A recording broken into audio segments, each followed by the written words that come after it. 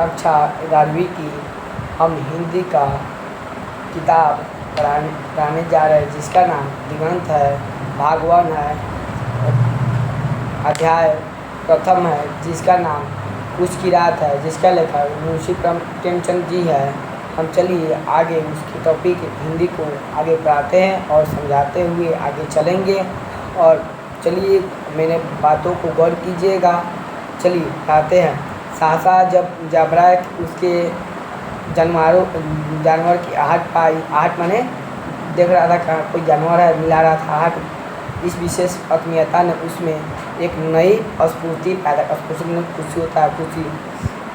पैदा कर दी थी, जो हवा के ठंडे झोंकों से तुच्छ समझती थी। वह झटपट उठा और छतरी के बाहर आकर फूंकने लगा। छतरी के बाहर मतलब कोई भी छतरी होती ना, उसी के बाहर आकर फूंकने लगा।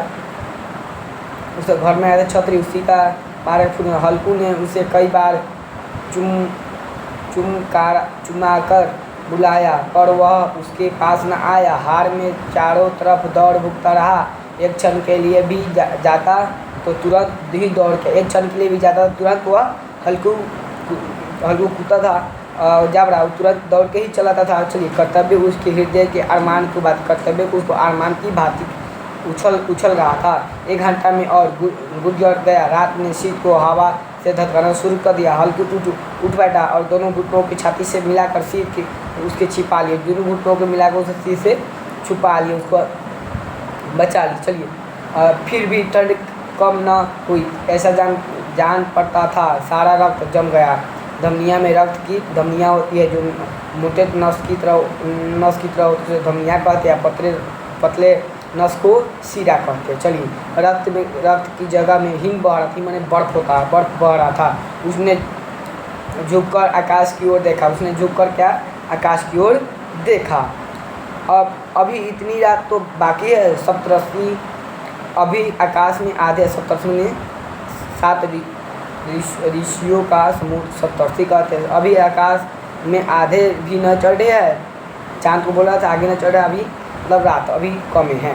चलिए ऊपर आ जाए तब वहीं सवेरा हो। ऊपर आ जाएगा मतलब ढल जाएगा, सवेरा हो जाएगा। अभी पहर भर से ऊपर रात है। पहर भर से रात अभी मतलब कम ही समय हो रहा था, उसी पहर रात बोलते हैं। हल्कू के खेत से कोई एक गोली टपके पर आमों का बाग था। कोई पतझड़ शुरू हो गया था। पतझड़ ऋतु होता है, शुरू हो गया था। बाग में पत्तियों का ढेर लगा। बाग जो होता है ना, बगीचा, उसे बाग बोलते हैं। तो पत्तियों का ढेर लगा, बहुत सारा था, ढेर लगा हुआ था।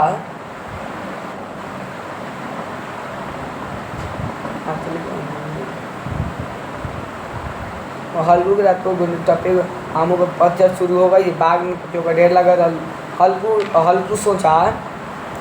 ने सोचा चल पत्तियों को एक इकट्ठा कर और उन्हें जलाकर खूब तापूं, मतलब आग तापने के बाद रात को कोई मुझे पत्तियाँ बटोरते देख तो क्या कोई समझे कोई भूत है। बोल रहा था कि हल्कू जो बोल रहा था कि रात में जो पत्तियाँ हम लोग बटोरेंगे या इकट्ठा करेंगे तो लोग देखेंगे तो क्या भूत समझेंगे, भूत ही है।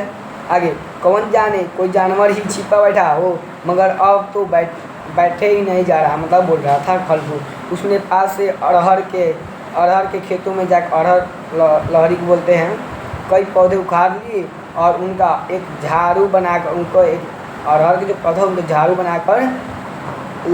बनाकर हाथ में सुलगाता हुआ उपला लिए बगीचे की तरफ चला गया। जबरा ने उसे आते देखा तो पास आ गया और दुम हिलाने लगा। हल्कू ने कहा अब तो नहीं जा रहा जाता, जबरू चलो नीचे की पत्तियों बटोर कर तापे। चलिए हम यहीं तक इन करते, आगे हम नेक्स्ट टॉपिक आप लोगों को कल पढ़ाएंगे, ठीक है।